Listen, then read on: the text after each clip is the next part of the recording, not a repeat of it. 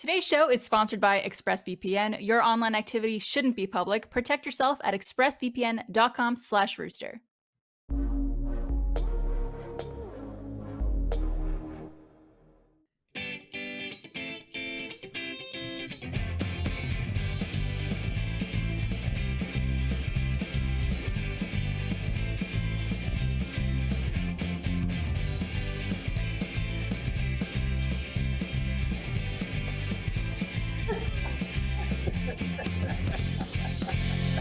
Hey guys, welcome back to another episode of Always Open. I'm feeling very dancey today.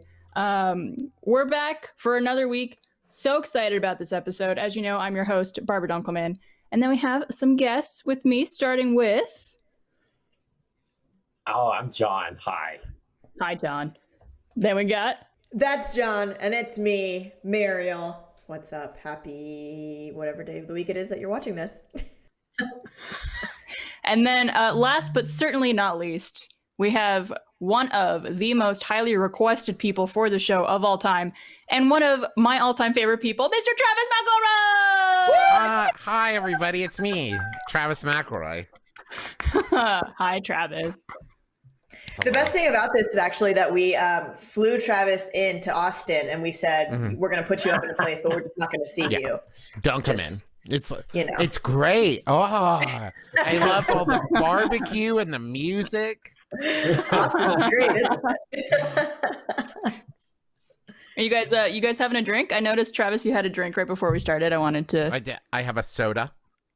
Just a soda? I have a coffee. It's a zero sugar soda, like my old man. Yeah. Oh, yeah? Very bad Is drink. that a dad drink? Well, so it's I won't say the brand because I don't want to get you guys in any hot water, but let's just say it is supposedly it's my father's favorite drink, and he asks everywhere we go, like, do you have blank zero?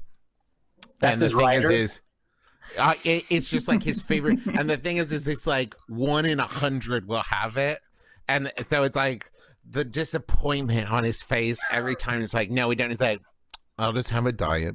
It's so sad. But the excitement when they do, oh, it's joyous. What is the actual difference between something zero and something diet? Like, I don't know what it is. Supposedly, and I don't know how it's true, and I refuse to believe it's true, but I still drink it, is that it's like, it says 0 calories. It's a 0 calorie cola. I don't know how that's possible because it's so delicious. I agree. I'm also drinking 0 calorie soda, but with a little something extra in it, if you know what I'm saying. Love? Is it love? Ice, actually. Oh, No, okay, cool. it's cayenne. That's her trick. A little sprinkle of cayenne in there. Isn't there like some type of diet drink that's like lemon, cayenne pepper, and like some other thing that like... Oh, you're talking like a cleanse, yeah, right? Like a cleanse. Oh, I wouldn't call that a drink. It's just poison. It's the kind of poison that doesn't kill you. Yeah, it makes you stronger. I think a couple of guys who we work with did that, or tried to do that cleanse for like a day, and lasted, I think, until lunch. And then they were like, no more. I can't do it. And you shouldn't do it. It's bad for your body. Oh, I mean, it's just absolutely. starving yourself. It's nothing. And it also tends to actually make you, and I might be making this up, but I'm pretty sure it's right. You end up like, any weight you lose doing like a diet cleanse like that, you end up like gaining back more as your body's like, oh, thank God, food. So you just end up being like crabby, and because you're just hangry all the time. It's not good. Yeah. It's not good. Don't do it. I'm looking at you, heard it John. here, folks. Out of all the people, here's something. I mean, John will probably speak to this himself, but John is probably one of the most healthy people that I know, just in terms of how much he pays attention to actual nutrition and fitness. I'm a former chunky. God, I lost my absolute goddamn mind at the picture you posted of yourself at 20 years old. Yeah. Oh, yeah. The sad lesbian. Listen, as a sad lesbian, I saw my sister in your eyes. I looked at you and I said, I'm looking in the mirror I see Yeah. myself. It's always Here it so is. weird to me. Yep. Susan Reisinger. There she Yeah. is.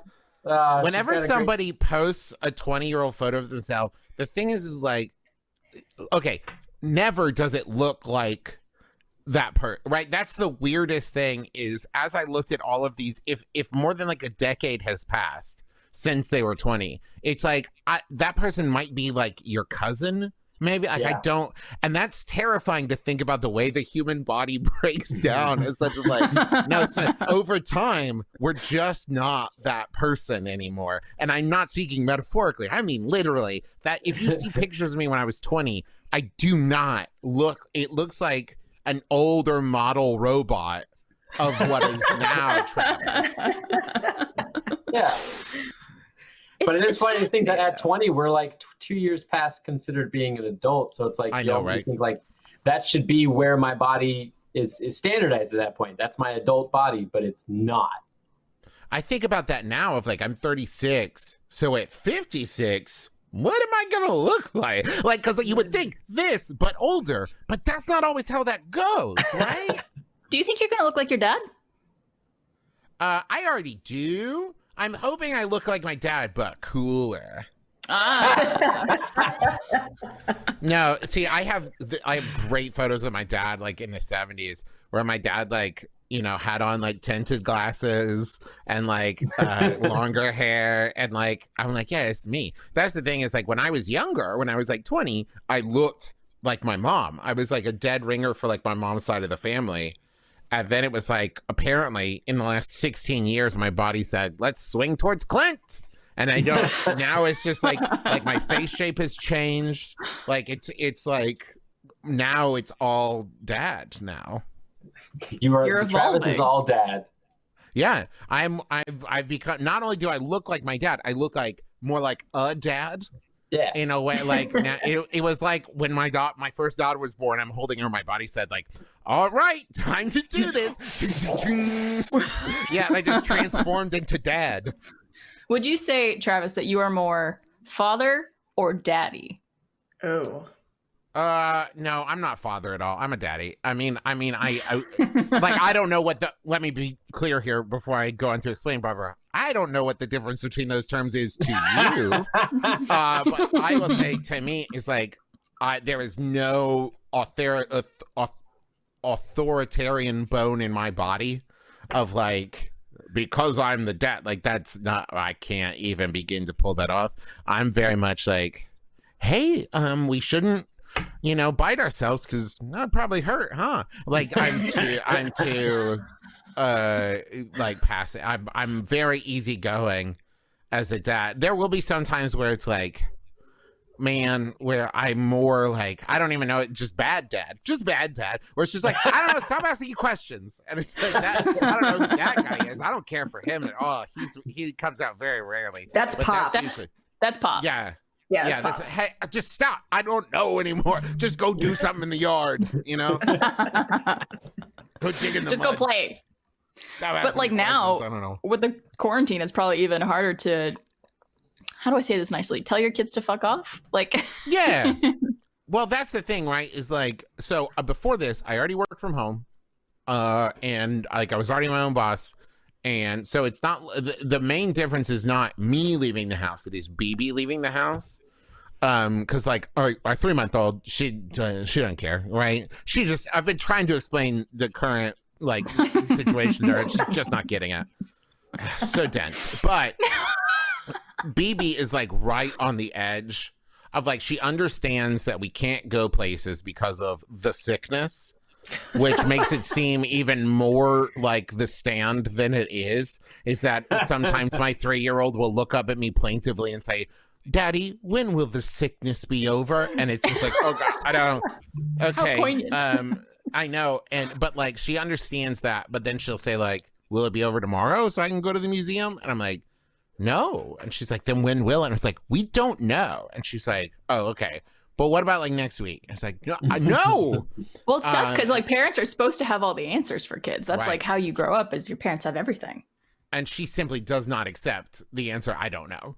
Like if I say I don't know, she's like, but I want to know. And I'm like, well, I don't know. She's like, you should still tell me. Like sometimes she'll say like, just tell me. And I'm like, no, the answer is truly. Because sometimes she'll ask questions that are so meta. Like, why is that a swan? And I'm like, I don't know. Why is that a swan? Why is it?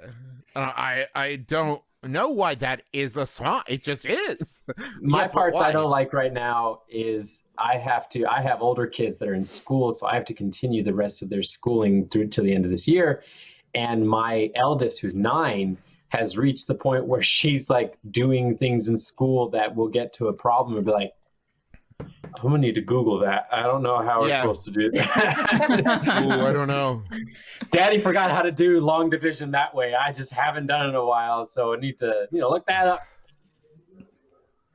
It's rough. That's something that I actually thought about for a dad. It's rough out here for a dad. It's rough out here for a dad. Like, I was trying to watch Trolls 2, and my kid wouldn't shut up, right? She kept asking questions like, why is Poppy doing that? And I'm like, I don't know. I'm watching it for the first time, too. But that wasn't an okay answer. And for some reason, I'm out here just trying to enjoy the fine film, Trolls 2, now available for video on demand. And my kid wouldn't shut up. At one point, I just said, like, no more questions until the movie's done. She's like, and this is my 3-year-old, who I love that she's smart. I love that she asks questions. It makes me so happy. But also, I'm trying to watch Trolls 2. Trolls 2 are now available on video on demand. Did you see Trolls 1? Oh, yeah, I saw Trolls. I love Trolls 1. I'm in Trolls 1. Do you not know why Travis is pushing Trolls 2? I didn't realize you're in it. Holy shit. Me and my brothers had like a whole podcast campaign called the McElroy Brothers Will Be in Trolls World Tour, in which we successfully wormed our way into the movie. And then like, so this is like, we're trying to, still the movie is fun and I loved it very much and I liked being in it. But it was like the kind of thing of like, I could not convey to BB, like, this is special. This is the first feature film Daddy has ever been in. Let's pay fucking attention. Like I could not convey to her why. She understood that I was in it, and like the couple of times that I spoke or that Justin spoke or Griffin spoke, she was very happy. But like the idea of I'm trying to achieve emotional catharsis watching this animated movie, so please shut up. Like that is what I could not get across to her. It's like, hey, Daddy needs a good cry right now. If you could please just. The conversations you have with your 3-year-old are the same conversations I have with my girlfriend during movies. She has to talk, she has to ask questions, and I have to tell her, no, we just need to see what John Wick is going to do next, okay? Yeah. Well, I promise you, John Wick will get out of it. That's the thing that I had to have, that I've been having ongoing conversations with BB. It's like, she has reached an age now where more and more of the TV that is like made for like, 3 to like 6-year-olds, there starts to be like actual conflict in it, where it's just like Elena of Avalor is in trouble. How's she going to get out of this one? And like, I've had to start explaining to her, and I don't know if this is building good meta narrative for my child watching TV, but I'm like, hey, this is a TV show for kids. It's going to be okay. And like, that's kind of my line on it. It's like, no one's going to die in this show, kid. Yeah. It's going to be fine. Elena will come up with a way to get out of this troll trap or whatever. It's cool. Let's just watch. She's like, oh no. And I'm like, this is a kid's cartoon. Everything's fine. Yeah. You can stop worrying. It's 22 minutes. We're good. Yeah. I'm gonna watch those films tonight, I think. I think that's my to-do list tonight. They are fun. Yeah. They're fun. I think listen, they're a good time. Man, the music is fun. The animation style is gorgeous. It's all like very like hair and thread based. So it's like when you're looking at someone holding a torch, the fire is like red and yellow hair like floating. It's really cool looking. Ooh. Yeah, they have a lot of fun with it. I have a question about Trolls 2. Yes, please. As you should. So I've seen Trolls 1. I have not seen Trolls 2 yet because my kid's mom called dibs on getting to watch with them first. Yeah. And so I haven't seen Trolls 2 yet. I have to ask, was the random ass cloud creature character from Trolls 1, did it reappear in Trolls 2? Indeed it does. Okay. I needed it to return because there's this most random character in Trolls 1. They kind of explain almost all the other species of creatures in this world they create. And then on their quest, the gray Justin Timberlake troll and the happy Poppy girl. Yeah, it's Branch and Poppy. Thank you very much. Justin Timberlake and Anna Kendrick. Anna Kendrick. My co-stars. What was it like working in the booth with them? Oh my God, they were just a dream. But Justin Timberlake took all the crawlers. How dare he? I watched him eat 12 crawlers in one setting. It was disgusting. JT. No, there's a point in their quest where they run across this weird cloud comedic relief character who appears for this scene, has its funny moments, and then they leave this character and it never appears again. There is no conclusion. There is no like return to him. And it bothered me that he was just thrown into there and I needed him to return to 2 because then there's at least like closure. Like, yes, he still isn't in this world. So I'm glad to know. That is my favorite thing about Trolls and Trolls World Tour is like, it is just, there is a wonderful through line story that kids can follow and like plenty of that stuff. But there's lots of just like random humor and random moments and random character things where you're just like, that's just weird. And I love it. Like there was so much that's just like, that's such a weird thing. And it makes me very happy that it exists. Never would I have imagined we would. You didn't think we'd talk about it? It's available for video on demand now. I would never have thought that the conversation would evolve. If I could just get a clean take. Please. Trolls World Tour available for video on demand now. Thank you. Beautiful. Go check it out. Everyone wants to plug something. What movie do you want to plug, Mariel? Yeah. You can say the same one. You can say Trolls World Tour too. Troll 2 World Tour. Yeah, there you go. That's the one. And if you want to check out the podcast that we did, it really is it's called McElroy Brothers will be in Trolls World Tour. And it started when we did a live show in Portland and then ate some edibles that got really high and then talked about worming our way in, and recorded it. We recorded ourselves high talking about getting into Trolls World Tour, laughing our faces off. And then like 3 years later we were in the movie, so check it out. Wasn't there a connection that spurred it on? Like weren't there like random internet people in Trolls 1 or something? Yeah, so that was it. So there was like in Trolls 1 there were like some YouTuber cameo lines and we're like, then we can do it, then why not us? And we did it using all the straight white male privilege available to us. We made our way into Trolls World Tour. If you have it, you got to use it, right? Yeah. We got a campaign on this show then for us to be in some type of animated movie. You just need a long called shot 3 years away. You got to pick a movie coming out in like 2023 and just say like, we'll be in that. And that's hard. It's hard. But I mean, you might have to like make it up ahead of time and assume like Angry Birds 3. We're going to be in Angry Birds 3. That's probably going to happen, right? We're going to be in the sequel to Up called Down. That's going to come out in 3 years' time. Will it be more depressing than Up? It'll be not depressing at all, which is the ironic part. Oh, okay. It's them in hell. They take an elevator down this time. Turns out his wife went to hell when she died. So okay, but it's not depressing at all, right, Barbara? This episode of Always Open is brought to you by Purple. Technology has improved just about everything: phones, cars, shopping. Yet mattresses have more or less been the same since the invention of sleep. But we deserve better, and finally, the mattress has evolved thanks to Purple. The secret to Purple is the Purple Grid. It's a patented comfort technology that instantly adapts to your body's natural shape and sleep style. Purple is for every body, no matter how you sleep. Purple is designed with over 2,800 open-air channels and naturally temperature-neutral gel. You'll never sleep too hot or too cold. Purple is so confident in what they do that every Purple mattress comes with free shipping and returns and a risk-free 100-night trial. I'm about to receive a Purple pillow, and I'm extremely excited to try it. I love sleeping, and I can't wait to see how much better my sleep is with this new pillow. I get super excited whenever I get to try new stuff, so super pumped about my new pillow. Never thought I'd say that, but I guess that's part of being an adult. Experience the next evolution of sleep. Go to purple.com/open and use the promo code OPEN. For a limited time, you'll get $150 off any Purple mattress order of $1,500 or more. That's purple.com/open, promo code OPEN for $150 off any mattress order of $1,500 or more. Terms apply. Thank you so much, Purple. And now back to the show. All right. Is this what this show is? This show is this is what this is. Okay. We did have a little icebreaker game, but I feel like we've broken the ice pretty well. So we could probably move into. We're a bunch of polar bears here, just breaking ice. I see what you did there. Thank you. I was like, where are you going with this one? All right. Well, our first question is submitted by a community member named Paul B.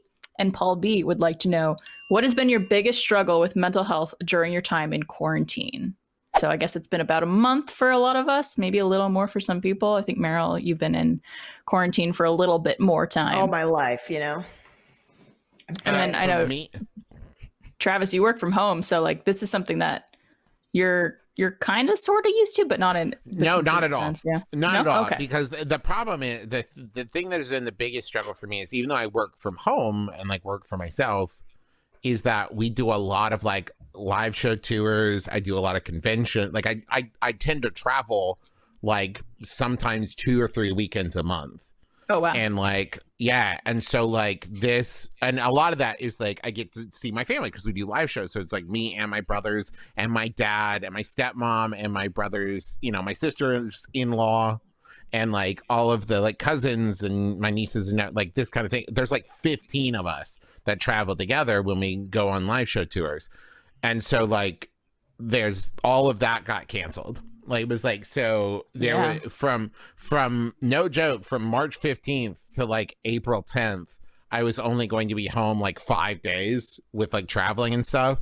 And like it all got like, I got home from the Jonathan Colton cruise that I did this year, got home on the 14th to find out like all of that was canceled. And for me, I have to have scheduled events to kind of like meter out the time. Otherwise, it's like, what day is it? How long is it? Maybe it's because I work from home that it's so easy for schedule to like go out the window and to lose all track of like when it. But also for me, it's the mental health of being like, well, even though this one thing is almost done, I know that a new thing is starting soon, so I can keep kind of like swinging on the vine without ever being like, what's next? What am I doing? What's the anchor? And now all of that's gone. And so it's like hard to know, like, when is the next thing coming? Where's the next anchor? When's the next time I get to like hang out with my family? When's the next time I get to travel? When's the next big event? When do I get to, you know, do shows again? Like all of that added with the fact that like I have a hard time staying in one place for too long, and it like starts to it's just making me, all of my literal ADD is kicking in, and it's like I have no waypoints lined up to say like, this is, I like to know what the rest of the year looks like as far as like travel goes, and I have no idea what it is. So it's just a lot of uncertainty that I don't do well with. Yeah, I'm in a very similar boat. Just like you do like a ton of conventions, especially in the summer. Once like March, April, May starts to hit, which is what we're in right now. Like I would have been at a convention at least like once or twice a month up until the end of the summer. And like now knowing that probably all of those are going to get canceled. Some got pushed to like August, September, but I'm like, I don't really foresee big group gatherings like that happening by that time. And it's really kind of scary because I don't think I realized how much I needed those to feel more connected with like our community and the world and being able to like go different places. But in terms of like mental health, I haven't been struggling too bad. There just becomes certain times, especially like at night, where I feel very just anxious about how things are going to progress in terms of like, when will things be back to normal? I don't think it's going to be for a really long time. And that's just a very daunting feeling. Yeah. Yeah. I would say what I've started doing the like teleconference, like therapy sessions. And the thing is, and I've done like one so far, so it's not like I've been doing them on the reg or anything, but I did one. And like in talking to her, it was like suddenly realizing like, oh, I'm really stressed out. Like it is like kind of a low buzz all the time rather than like big spikes of it. Cause like I have like general anxiety and I have like depressive episodes and stuff. So like I'm used to feeling those like big spikes of anxiety and like big spikes or low spike, whatever, of depression.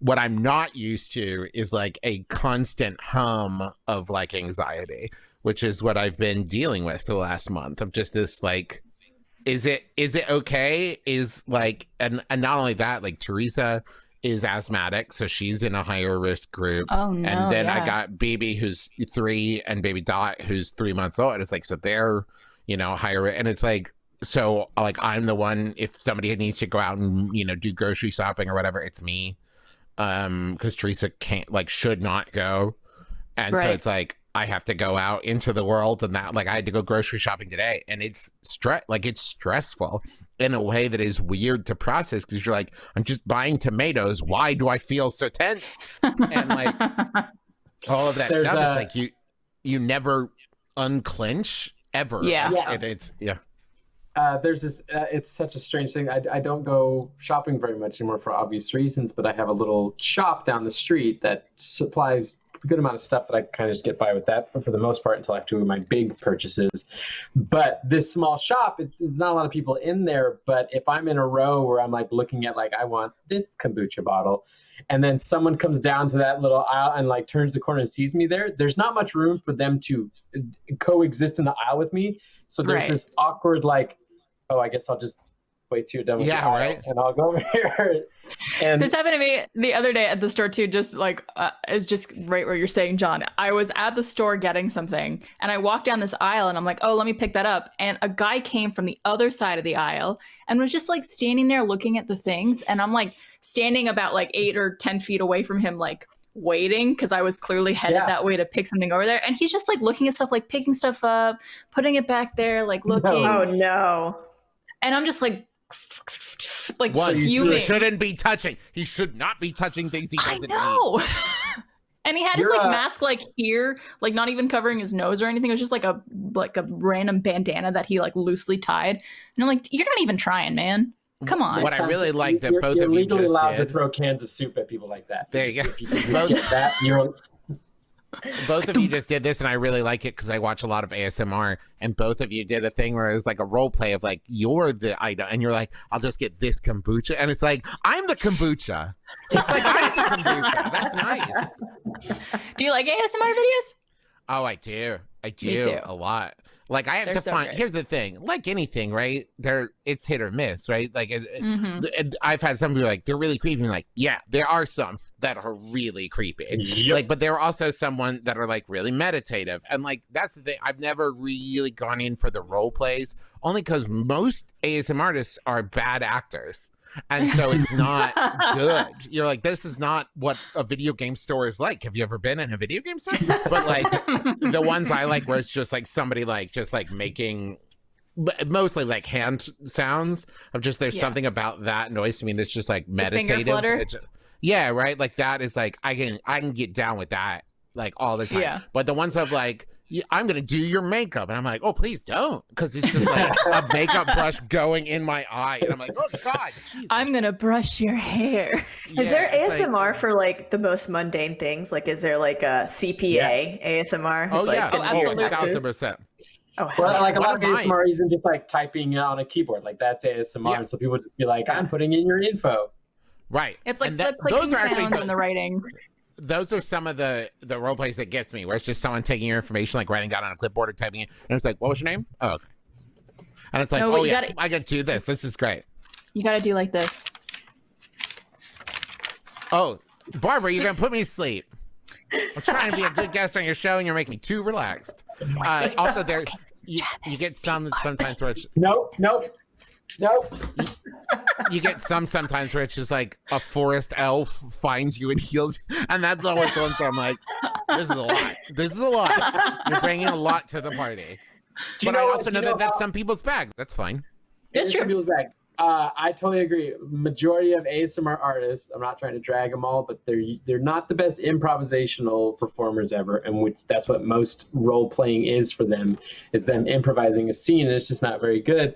But the way I got around that with a lot of them was you listen to foreign language ASMR artists, and I can't tell that they're like saying, you know, filler words or being incorrect. I'm just listening to the sounds. And so like French ASMR artists, I like that. I like French ASMR artists. There you go. I have two recommendations for ASMR artists. One is actually a lovely lady who's been on Always Open before. GB ASMR, I think, is wonderful. Oh, yes. Love GB. And then my second favorite too is Latte ASMR. She does things in such a way, like so delicately, and not in like a creepy way. But you should definitely check her out. Ooh, especially if you're latte art. She doesn't, but she should. Just gonna go ahead and add that. Just subscribe over here. I am 100% down right now with finding people who are opening Pokemon cards. That is my calm time. Is I play Animal Crossing and listen to people open up Pokemon cards. The first time I realized like I was getting ASMR, like that I looked it up, was it was a sensation I'd always had, like especially like if I was at a store and like getting a suit fitting or something, right? Like I remember this like very like relaxed kind of tingle, right? And I was watching a video because I was doing research for like a throwback episode of Trends Like These, where we were talking about like trends from the 90s, and we were talking about Pogs, and I was watching a video of someone go through their Pog collection, and it was like top down, like you were looking at the Pog collection and they were going through and picking each one up and kind of absentmindedly tapping it. And it wasn't an ASMR video, but they were like absentmindedly tapping it as they were talking about it. And I was like, I was just a puddle. And I was just like, this is so relaxing. This is so great. I have a great example of maybe the first time, one of the earliest times I ever experienced it, didn't know what it was. And it wasn't until a This American Life episode that they explained ASMR that I was like, that's it. But there's this movie called Throw Mama from the Train, starring Billy Crystal and Danny DeVito. And there's a moment where Danny DeVito wants to show Billy Crystal his coin collection. And Billy's prepped for like seeing like these rare coins, but instead it's just a bunch of coins that are special to Danny DeVito, and he has all these stories about this one time his dad took him to the carnival and he used this. So he has all these like sentimental stories, but it's just Danny DeVito on the floor in his house on the carpet playing with coins and telling stories that I got ASMR tingles from. ASMR from Danny DeVito, out of all people in the world. I wrote that down. I want to check that out. Because he gets really quiet and he gets really sweet in the moment. So he's like, his voice is very hushed and the room is very quiet because Billy Crystal's character is listening very intently, and he's just playing with the coins, very much like the Pogs you just described. And he's doing that. ASMR right there. Wow. Beautiful. I'm not the freak. You're the freak. Yeah. Mariel, back to the question too. I know, Mariel, you and I have talked about this a little bit, especially like I think it was a week or two ago. I think you were going through some times with some mental health struggles because you've been in it longer than a lot of us. Oh yeah. I have been having like big spikes. I think for the most part, I'm kind of the opposite of Travis, where I just always operate at like a low hum of anxiety. But it comes and goes, you know, like I try and keep myself occupied, and luckily like we've been pretty busy with filming and stuff that I can do that. But it is, for me, it's like at night when I'm like, oh God, is this ever going to end? Like, am I ever going to see my family again? And I think that's the biggest thing, is that the last time I saw my parents was for Christmas, and they were supposed to come down in February, and they weren't able to come. And then they were going to come again in March. And that's when all like the shutdowns started happening. So, you know, I mean, it's a simple thing, but I'm just like, when am I going to see my family again? Is it going to be late summer? Is it going to be early next year? Like, you know, and I think the nice thing is that I'm not alone. Like my girlfriend lives here with me, and we live together, and she's also kind of going through the same thing. And so it's great that when mine is spiking, she's like there to keep me grounded, and then, you know, vice versa whenever. Do you guys spike at opposite times? For the most part. Or I think like, you know, we kind of measure like, all right, you're clearly having a worse time than I am right now, so I'm gonna like bury this for a minute. But yeah, I mean, I know for her, like she's like, you know, she kind of had all of these things in mind. Like she was just about to leave her job. She was like starting school again. And now like all of that has come kind of crashing down, and she's trying to figure out how to like rearrange her life in a way that's, you know, completely different from what she envisioned for it. So it's just been a lot of gardening for me. Yeah. A lot of baking for this guy. Oh yeah. Yeah. To the point where when I did have to make grocery store trips, I would just keep buying baking stuff. And so Teresa like went through our pantry and just filled this huge cardboard box with like all the baking stuff I already had. And she was like, "You have 3 containers of cocoa powder now." And I was like, "Oh, okay, cool. I need to bake with some of this. Okay, yeah. I need to use this." So I've been baking a lot.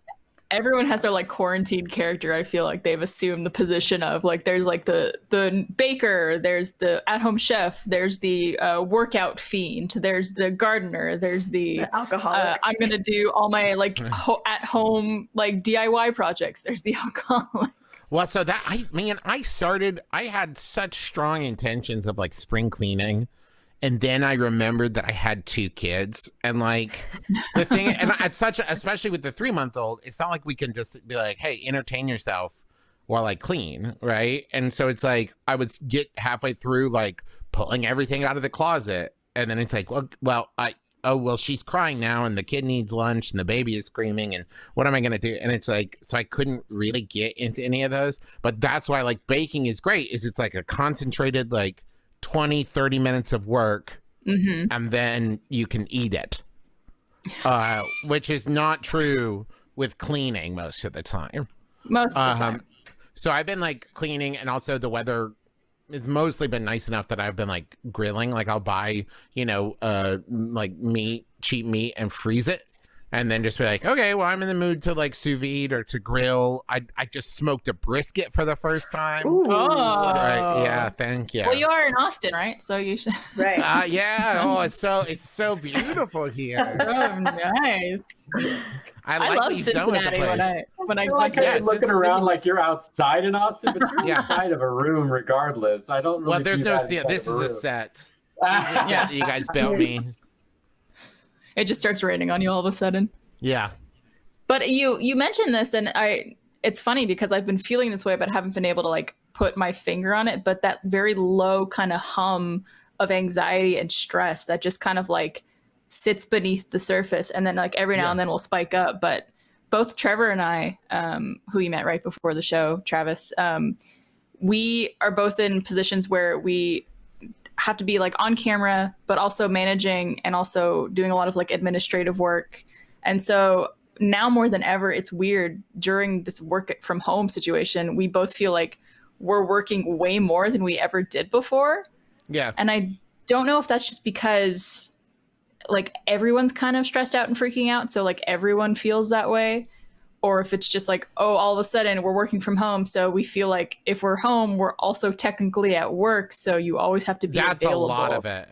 Yeah. I mean, that's a thing that, thank God, like I had some practice with before this of like, man, okay, anybody watching, like you gotta set that boundary. Because that was something when, so the first apartment that Teresa and I moved back into here in Cincinnati when we moved back from LA, like our apartment was on the 2nd floor and my office was on the 3rd floor.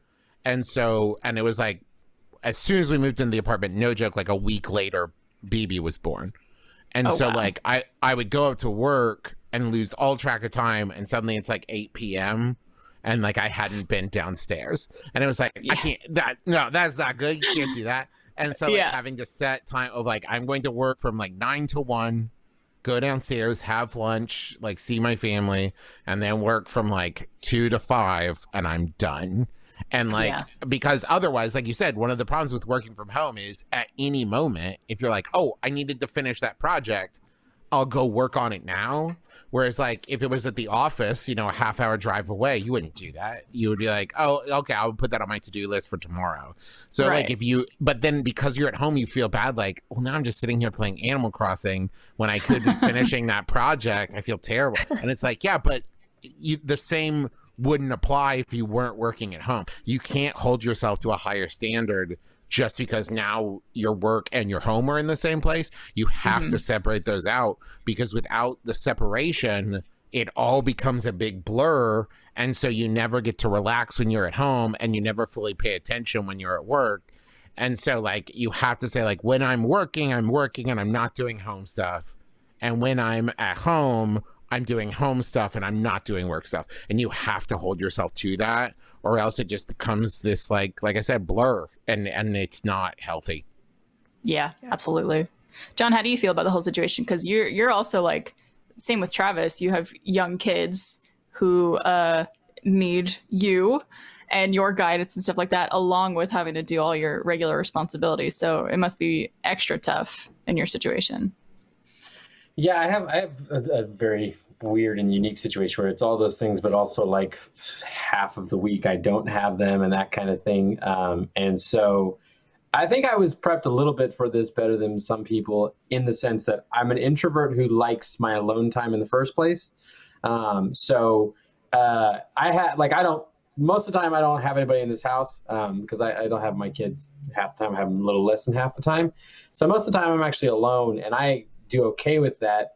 I think my issue that I've been having is that I have a myriad of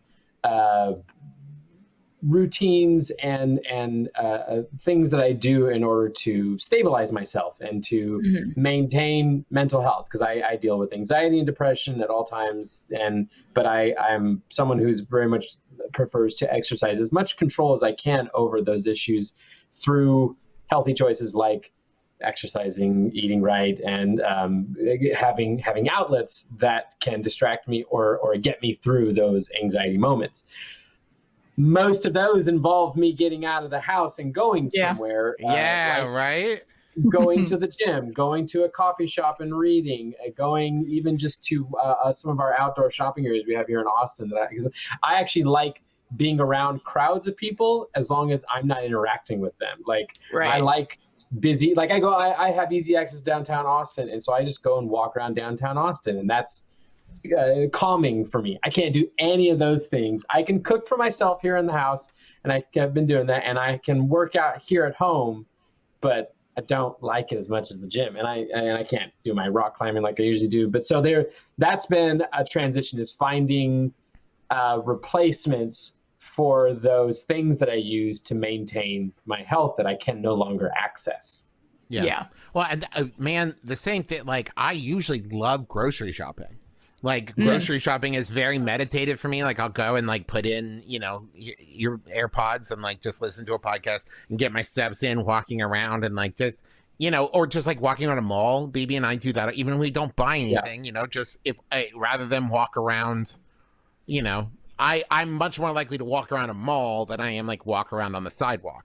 And so it's like, okay, I'll go for a walk in the mall and just walk around a lot, and that's fun. And like being in humanity, like walking around a museum or a zoo or something where people are there and it's like sharing this experience, even though we're not interacting. I took for granted how important that was to my soul before this. It's just like, it's so weird. I hate this. It's so true, though. I saw something that was very accurate that someone posted, where it was like, I'm an introvert, but like I still like the option of going places. Right. Yeah. Right. That's definitely how I feel. It's like, I love staying home and I love like turning plans down, but man, I wish I had a plan to turn down right now. Right. I saw somebody tweet like, I'm an introvert, but I still like sitting in a movie theater full of people and watching a movie. And it's like, right? Yeah. I like that. Movie theater. That's movie theater and gym are the two things that I miss the most that I did constantly. I did them. I miss coffee shops. Coffee shops as well. Restaurants, I miss restaurant, because that's the thing, is like, there's like, even if it's just like going to have a burger and a beer or whatever, like that was something that BB has always done really well in restaurants. So like Teresa and I and BB would like go out to eat, often, not like fancy dinner or whatever, but like we're gonna go have tacos or whatever. And there was something I was really looking forward to, like starting early with Dot and getting her used to going out to places. Because that was the other thing, is like with BB, we started taking BB out to places at like 2 months old. And she flew for the first time at 3 months. Because we were like, we want to get you used to this. We travel a lot. We want to make sure like you're into it, and we have not been able to do that. She has not like gone out to eat with us yet, not gone on a plane yet. Like we just haven't been, and I don't know when that's going to happen, and that sucks. That does suck. Well, before we, sorry, go ahead, John. Go for it. I got nothing to add. I was just gonna say, just to kind of like put a button on it too. What has been something that has helped you guys kind of deal with these feelings during this time? Just because I know a lot of people watching are going through obviously the exact same thing, dealing with a lot of heightened mental health issues, especially because of the situation. I know that also like there's some people who are kind of flourishing in this situation where it's like finally I get some time to not have the pressure of going out and doing things. So it's coming at the right time for a couple people I know.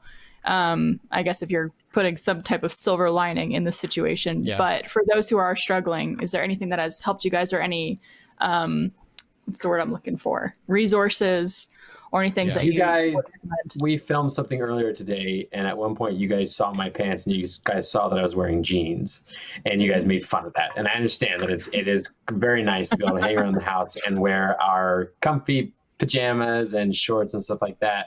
I've been trying to do my best, and I haven't maintained 100%, but I've been trying to still do normal things that cue my brain for the progress of the day, for the beginning or end of activities that I know subconsciously will continue to be there if I keep doing it, like working out, like taking showers, like putting on clothes for the day, like cooking at certain times, stuff like that. So things like that have helped me not get lost into the ether of time is a fictitious thing we have created and everything is all at once at one time. I too am wearing jeans. Don't you feel bad about it? I have also done the thing of like I've been tweeting it like hashtag I got dressed today, because that's the thing of like, it's a thing that was I already realized from like working at home is that for me, and this might not be universal, but for me, like treating it like I'm going into the job, I'm getting ready, like I start work at the same time every day, like I end work at the same time every day, like I set up a schedule, I have normalcy that happens. I've also like started, and man, maybe this makes you sound like an old fart, but like Marco Polo, the app that lets you send video messages to people. Oh God, that's so beneficial to me to like. Yeah. I've been doing like video chat threads with like Justin and Griffin and like with my friends, with Barbara and like with people, just to say like, hey, how it just like let me see someone's face for 5 seconds to be like, okay, cool. Because that was the other thing, like you said, Barbara, like without doing conventions and stuff, I feel very disconnected from my peers and like from my friends. And also the other thing that is like, the downside to traveling so much is that it can often make me feel ungrounded. It can make me feel disconnected from home. And so like spending a lot of time like focusing on BB, getting to know Dot, and just like really like anchoring myself for a little while and trying to get centered. Meditation always helps. Teleconferencing with my therapist helps. If you have therapy that you go to regularly, or if you want to start, see if the therapist of your choice does that. It's nice to talk to somebody who is qualified to give advice on stuff. All of that has helped me. And Lexapro.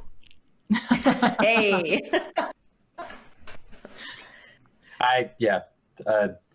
Chemicals can help. I had a CBD cookie before this. I'll tell you what's really the thing is like you mentioned like not sleeping well, and like I have a lot of friends who are like, I'm not sleeping well, and like the one upside to being exhausted by my 3-year-old is like, man, 10 p.m. rolls around and it's like I don't have a choice. Good night. And like and also, it's nice to binge TV shows and not feel bad about it. Like that's a thing that I've been able to do is like, I don't have other work to be doing right now sometimes. So like, if I want to finish up Schitt's Creek, I'm going to. And I think you're touching on something that's also something that's very important, is to give yourself credit that you're allowed to have an abnormal, system going on in your life right now. Like I have body dysmorphia, and that's why I'm so healthy minded and work out so much. And so with no access to a conventional gym that I'm used to, I'm having to tell myself like, yes, you're probably not going to have the same path that you were having previously with your body don't freak out. You're not Jabba the Hutt. This is just, everyone's going to be going through the same kind of thing where our health is taking a different kind of a transition. And so don't freak out. This is a special time that you get a little card that says this is quarantine time. And that is, man, it is one of the things that is, if we're talking about silver linings, and this is not a good thing, but it helps me. It's like everyone is literally everyone in the world is going through this. And so like, sometimes, you know, when you're anxious about something or you're feeling depressed about something, it's really easy to be down on yourself because you feel like, well, I'm anxious about something I shouldn't be anxious about, or I'm depressed about something I shouldn't be depressed about. And then you get to feel like you make yourself feel bad. Like, now I feel guilty because I'm anxious about it. And in this circumstance, like, yeah, this is a thing that you're allowed to be anxious about. This 100%. Is a thing that you're allowed to feel depressed about. And this is a thing that everyone is going through and everyone can relate to. And on the other side of this, because there will be the other side of this, it will be a thing that has the potential to unite. Kind of, could be a uniting experience of like, we all went through this thing and we came out the other side. And now this is a touch point that we all can like call back to and remember when this happened. Because here's the thing, I think we're all old enough to remember like when 9/11 happened, and it was like a terrifying thing that I can look back now 19 years later and say changed a lot of things in the world and changed a lot of stuff and was absolutely terrifying, but was also for a long time, for better or for worse, a unifying experience, like the assassination of JFK, where everyone be like, I can tell you where I was. Like these events that happen, that's like terrifying and can destroy lives, but is a moment in history that we are all experiencing together, and that can be unifying as hell. Absolutely. Yeah, and I agree. I think there's a lot of pressure I think people are under, seeing, especially if you're very active on social media, seeing a lot of people who are like, oh, I'm taking this time while I'm working from home or in quarantine or whatever it is to improve this skill or work on this or fix this in my house. And there's this pressure that people, I think, unknowingly have on themselves to accomplish something during this time, rather than just, it's okay. Like, this is a pandemic. This is a very terrible and scary and unnatural situation that we're all in. And it's okay to just, if you feel like all you want to do is get up and have lunch and then watch Netflix in bed all day, like that is okay.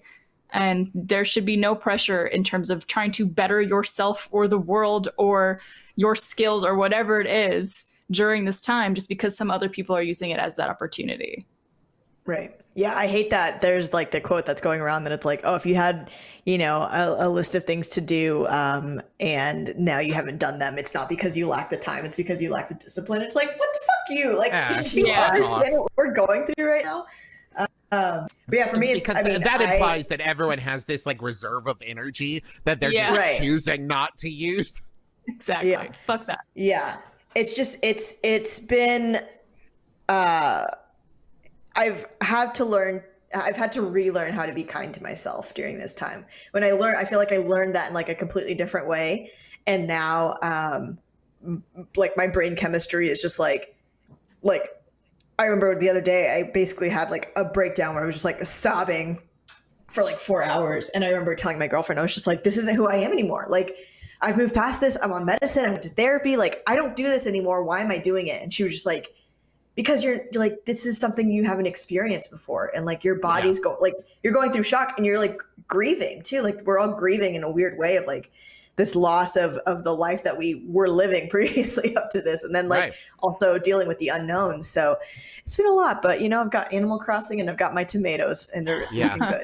So that's what keeps me going. And also like humans are just like, we're social by nature. Right. Like having that interaction with people is just like part of what makes us, even if you're an introvert, like a lot of us are, it's still the ability to go places, the ability to just go outside and see people walking around and to observe people. Like that's still part of being human. And that's a huge factor that we're all missing right now. That's affecting us probably deeper than we realize. Yeah. I'm just really enjoying hanging out with you guys. Me too. With this upbeat, cherry conversation. Yeah. Should we return back to Trolls World Tour and talk about that? Hey, it's available now on video on demand. You can get it through Apple TV. You can get it a lot of ways. I promise you, I will watch those 2 movies tonight. Did you see Josh Gad sing Gaston with Luke Evans last night on Twitter? No, but that's amazing. Josh Gad and Luke Evans and Alan Menken accompanying them on piano and also singing along with them. They from their homes they did the song Gaston. Fucking Luke Evans got pipes for days. Like Josh Gad was on Broadway, and I know Luke Evans has theatrical background as well, but Luke Evans, like I forget how much Gaston's part in that song is in such a high register, and Luke Evans is belting it out so beautifully, and he is jacked as fuck. I love the song. The Gaston song in that movie is one of my favorite all-time Disney songs. Oh yeah, absolutely. Yes. It's also one of my favorites. I do Disney sing-along quite often, and it is Gaston is probably one of my favorite villain parts to play because he's not so evil as to be like, ooh. Because listen, when you're singing "Be Prepared," you're like, this is pretty Nazi, and that's fine. And listen, Ursula's very campy, but it's not really it's not my part to play. But like Gaston is like right down the middle. Travis McElroy, perfect. I love it. Dead on. My decorating. I'm roughly the size of a barge. Love that part. And I got to see it on Broadway when I was like 17 or 18. And in Gaston, they added this like really cool kind of like almost like dance movement breaks where they were like all like clinking mugs, but they were doing it like rhythmically over each other. And it's just like, it was so much fun to watch. Sick, man. God, I feel like I'm missing out by not having seen that yet. On Broadway, the real amazing part was how they did the transformation at the end. It was like a magic trick. It was something out of like an on-stage magician thing. Because they did the full like, like you think he's in there and he does like a cocoon kind of transformation, then boom, it's a dude. It's great. Broadway, it's good. Go back when it reopens. I know. All right, well, just to finish up on the show, for those of you who don't know, we take questions from the audience that you could email alwaysopen@rooster.com if you have a question. It's called our box of issues, Travis, and we have many questions that have come in. So I'm going to read this one, and then maybe we'll do another one in the post show. So this one comes from David, and David writes, I'm a 20-year-old Brit who identifies as a man. However, I have always felt the want to wear clothes intended for females. For example, I see the cute lines in the Rooster Teeth store, a la Barbara, Ashley, and Lindsay, and want to buy and wear those designs, but every time I do, I always get a feeling of doubt about it.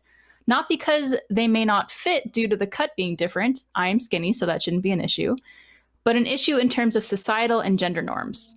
I've never been the manliest man, but I still feel pressure to be manly despite not caring at all for manliness. However, I feel if I was seen in clothing intended for women, that I would be extremely judged. I've worn tights out in public before and had the hot wash of shame as numerous people stared at me, so now I only wear them in the comfort of my own home.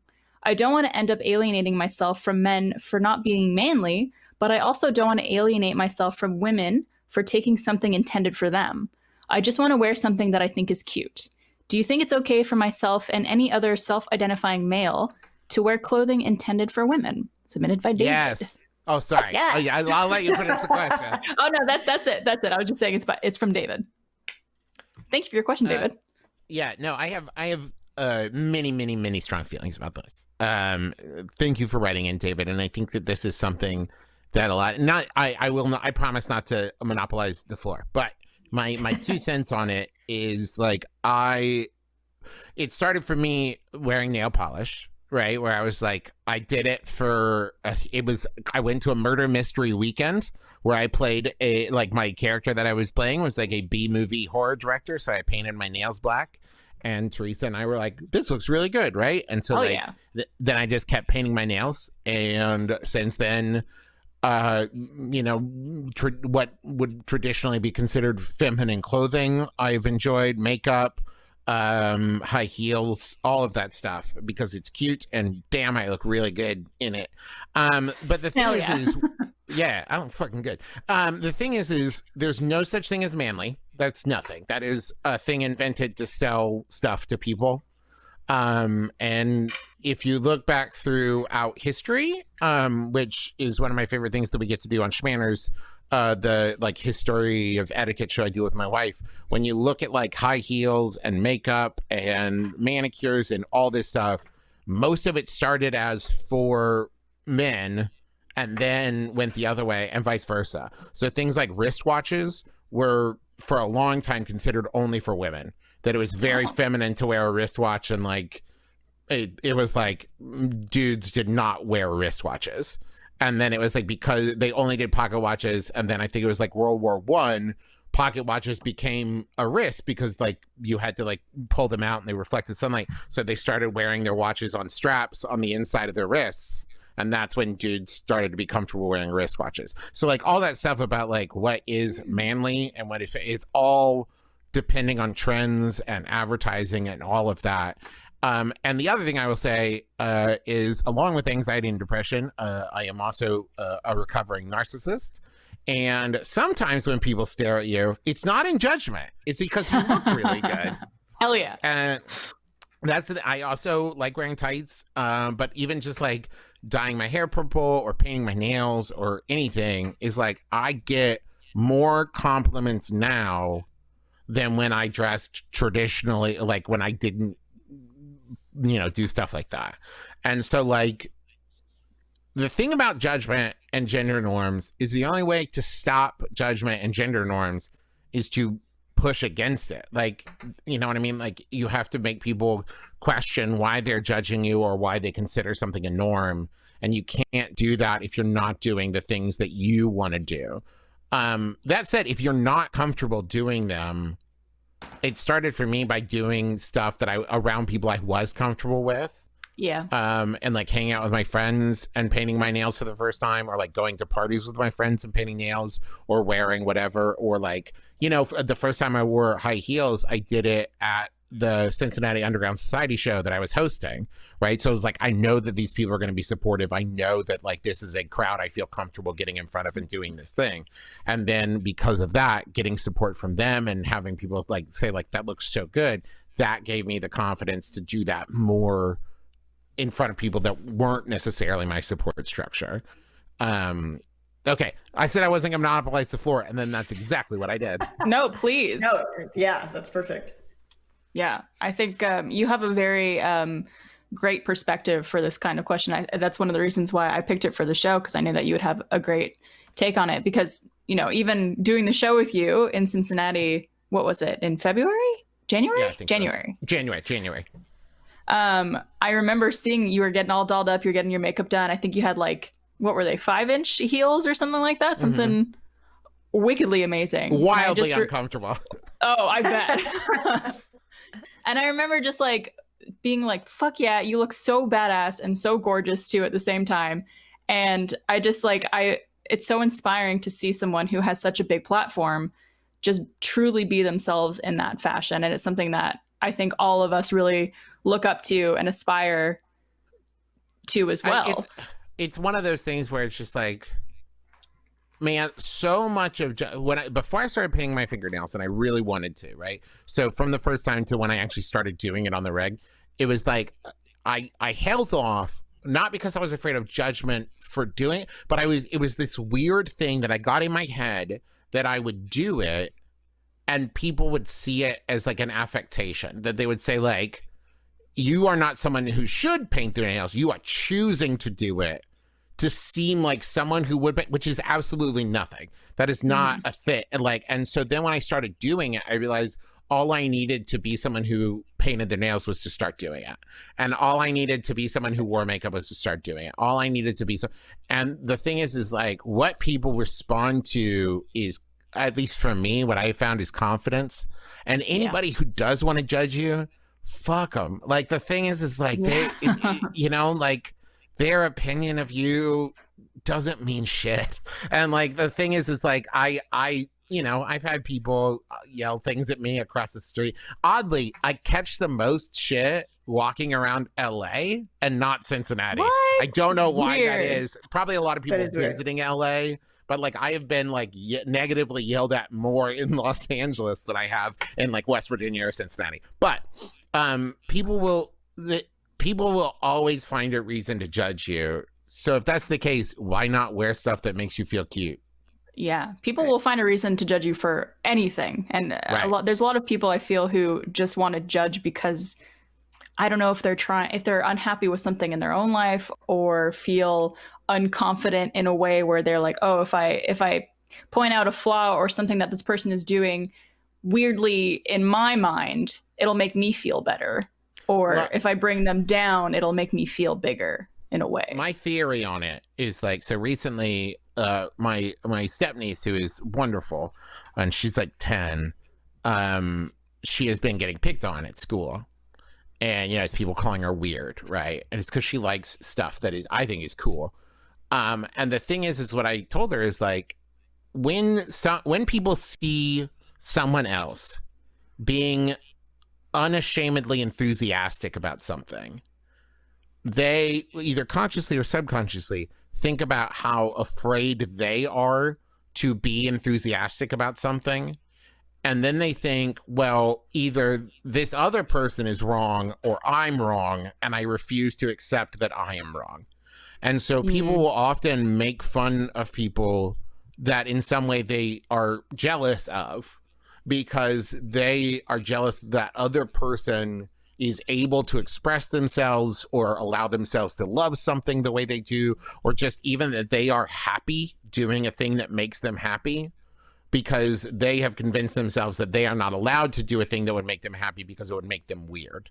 And so a lot of the time, whether it's like schoolyard bullying or like 30-something judgment, a lot of it is like someone judging someone else. I mean, I catch it now too. There are people who tweet at me not too long ago. Somebody tweeted at me like, I love Travis, but when is someone going to tell him he's not in a like 20-something punk band? And I was like, oh, cool, fuck off. But like the thing is like, you are completely projecting why you think I'm doing this thing. Like why, like I don't care. You think that is the thing, but I think that maybe there's something you are afraid to do or wear or exhibit or love because you're afraid of judgment. And so you have to judge somebody else to justify the way that you feel. Yeah, that's my theory. That's great. That wraps up the show. Any last thoughts for David, guys? John or Meryl? I mean, I think Travis covered everything pretty perfectly, but sorry, I talked too much. No, please. No, yeah, I mean, you said everything that needed to be said. Yeah, I think I was just gonna hide under my desk. Go ahead and do. I think just a second. One thing that Travis said was when you want to do these new things or wear these new clothes or don these new mantles, confidence kills. It slays, and you can either wear this stuff and go out and be meek, or you can wear this stuff and feel as fabulous as I'm sure you look and walk like you're as fabulous as I'm sure you are. And that's very hard for people to process in a bad way when they see someone who's like, oh, that's them. That's who they are. That's how I've always taken whenever I decide to strut some more effeminate things. I know I look good, and I'm gonna show you. I'm gonna walk like I look good. Hell yeah, they're cute clothes, man. You should rock them.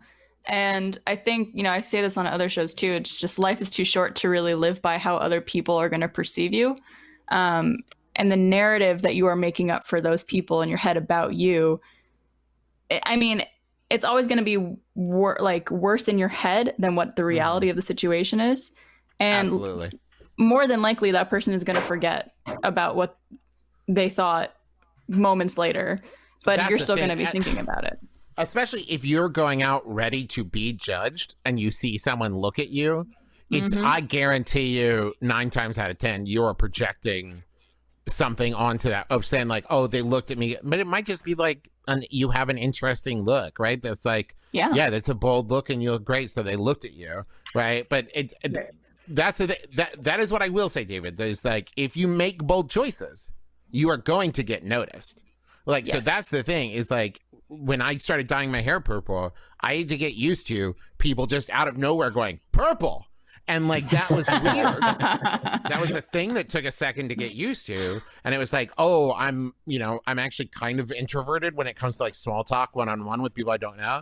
And so like, I had to get used to strangers wanting to talk to me about my hair. So that's the thing is don't always confuse like being noticed for judgment, right? Because if you make choices that make you stand out and look cute and like make you look like you're more fashionable, right? People will notice you. That's not the same as judgment, though.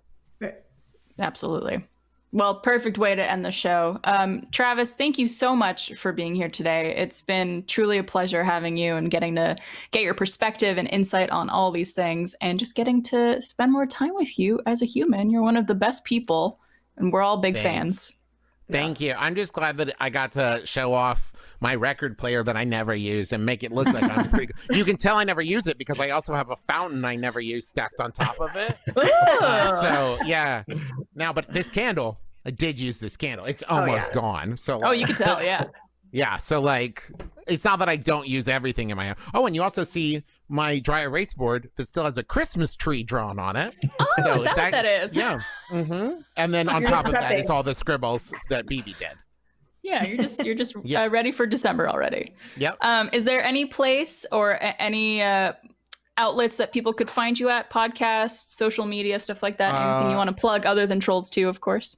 Trolls World Tour available video on demand. You can travismcelroy.com or McElroy.family. McElroy.family is like all the McElroy projects, and TravisMcElroy.com is like all about me. So if you just really want to focus in on my stuff, TravisMcElroy.com. There you go. Perfect. All right. Well, thank you so much, Meryl and John. Thank you for joining us as well today. We're still doing a post show right after this. So if you want more of Travis and these lovely people as well, you could find us if you sign up for our first membership on roosterteeth.com for some more chit chat. Who knows what we'll be talking about? Maybe it'll be spicy. Maybe it'll be mild. Who knows? Find out. Hopefully sign up. Boys. Can we talk about boys? And we might talk about boys. Who knows? I've been thinking about boys. And thank you all for watching. Stay safe, stay healthy, stay sane, all those things. We love you guys, and we'll see you next week. Cheers, everyone. Bye. Yes. Ding, ding. Oh no, I finished my soda. Cheers.